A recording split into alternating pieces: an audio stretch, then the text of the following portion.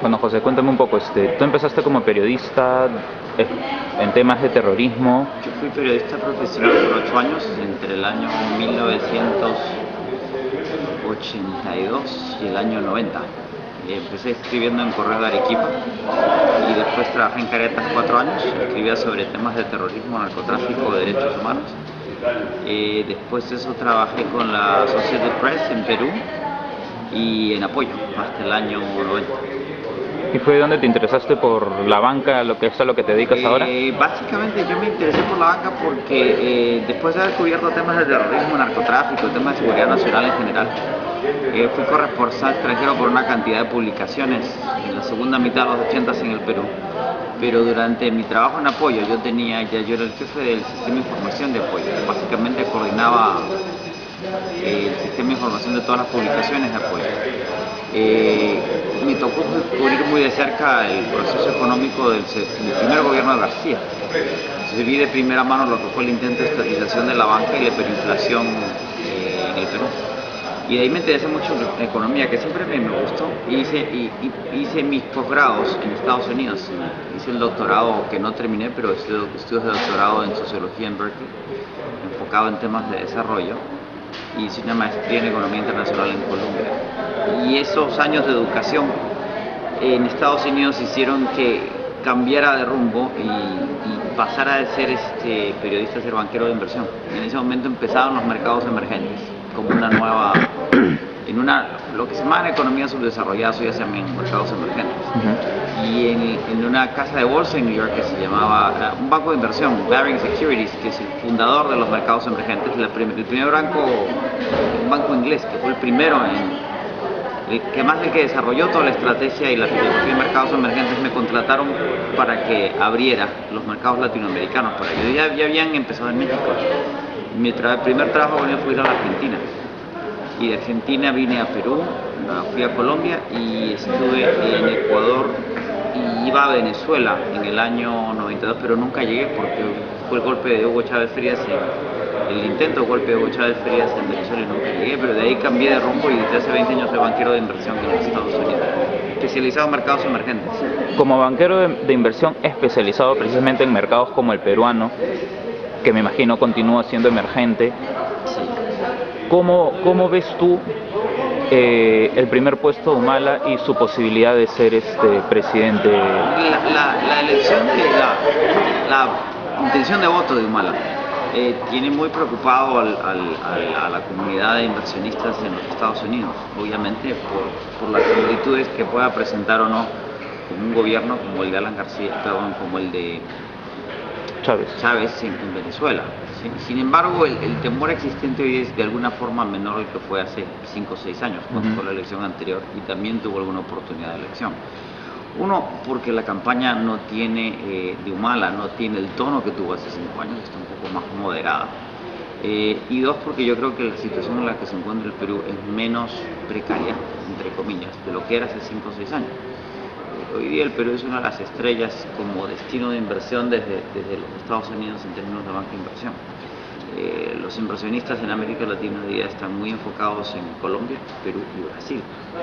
Entonces hay un sentimiento de que si sale elegido Humala, ¿qué es lo que puede hacer? Y hasta dónde puede revertir el proceso que ha vivido el país en estos últimos 5 años. Y más atrás, en los últimos 10 años o incluso antes, cuando Fujimori estabilizó inicialmente la economía hacia 1990, 1991.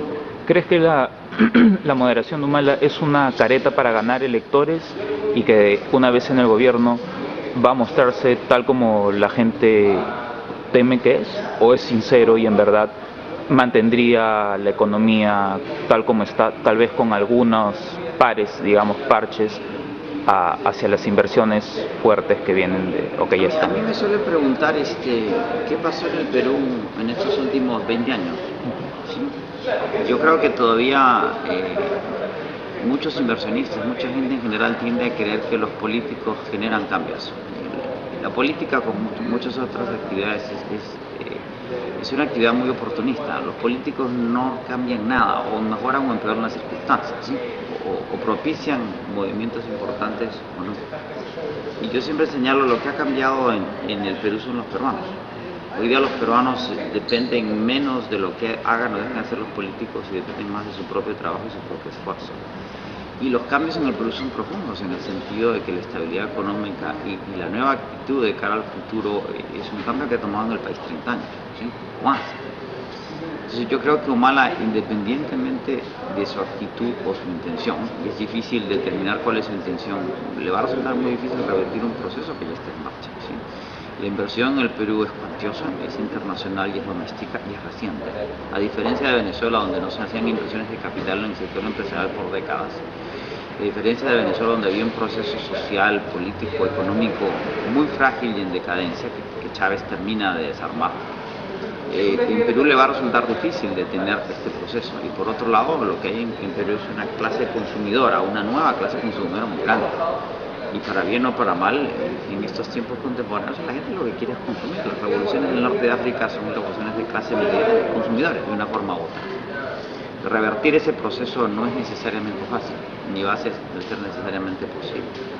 ¿Y la clase empresarial en el Perú apoyaría o apoyará a Humala si es que él ganase las elecciones? Yo creo que en el Perú hay otra mentalidad. Acuérdate, cuando Toledo era presidente había una presión más o menos constante en los primeros años de forzarlo a que renuncie, pero nunca hubo una intención ni de la clase política ni de la gente que renunciara. En el Perú hemos vivido suficiente inestabilidad política y problemas en las últimas décadas para persistir en esas actitudes.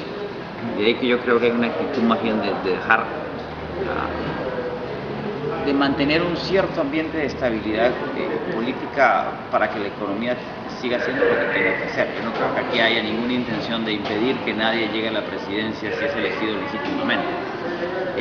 Lo que habrá que ver es cuál es la actitud potencial de un gobierno, si fuese así como el de Humala, de cara al sector privado, de cara a la población, de cara al sector político. De cualquier modo sería un gobierno, si presentar las encuestas, con minoría en el Parlamento y que tendría que coexistir vivir con un sector privado muy fuerte y no con unos consumidores extendidos.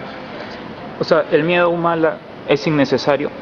Yo creo que es innecesario, en el sentido de que hay que confiar en que el país es lo suficientemente sólido y el modelo lo suficientemente dinámico como para obligar a cualquier tendencia radical a entender que el país no se puede gobernar por decretos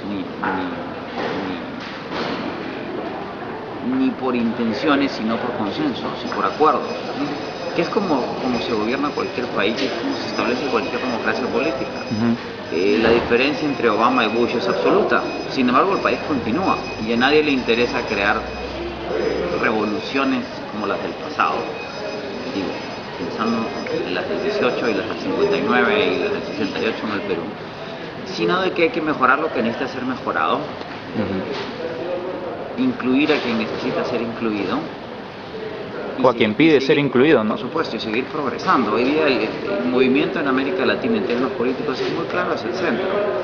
En América Latina tenemos líderes como Santos y Piñera, que en el pasado habrían sido la derecha más recalcitrante latinoamericana y que no lo son, porque han entendido, de cara a lo que ha sucedido en Chile y en Colombia, de que hay que ser incluyente y que hay que tener una agenda social. Y tuvimos un presidente como Lula en Brasil que no irrumpió en lo económico, sino que entendió que había que haber estabilidad económica, crecimiento, inversión y responsabilidad fiscal. Sí, hoy día queda claro que la inflación es mala y no importa si uno es de derecha o de izquierda. El populismo que existe hoy en ciertos países de la región lo demuestran los números. Los países con mayores problemas económicos son aquellos donde hay gobiernos que están tratando de controlar la economía en un contexto que ya no es fácil ni posible controlar. Finalmente, ¿por quién vas a votar? Voto secreto. Todavía no he decidido. Está bien. Gracias.